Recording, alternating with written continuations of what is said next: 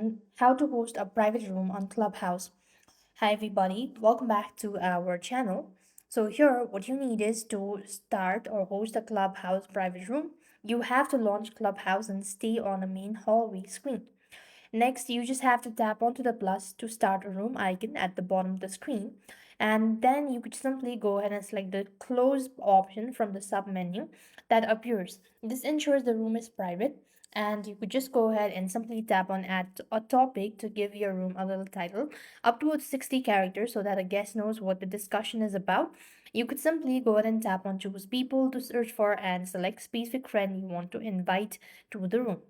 Then you could just go ahead and tap on the green let's go or start room button to begin the session. And this is the simple thing you could do to host a Clubhouse private room. And you could also invite more people and make it public as well. And you could also do this by sharing a link. So that's it. I hope the video was helpful. Make sure to like, share, and subscribe. Thank you for watching. See you in the next video.